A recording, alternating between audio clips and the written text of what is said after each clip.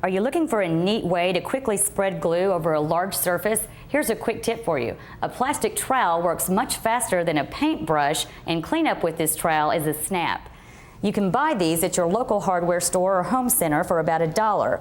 Make sure that you find one that has 1/8" notches along one edge. Just puddle your glue on the surface that you're working on and begin spreading it with your trowel. As you approach the edge, make sure that you turn your trowel around so that you don't shove the glue off of the edge and onto something you don't want it to be on.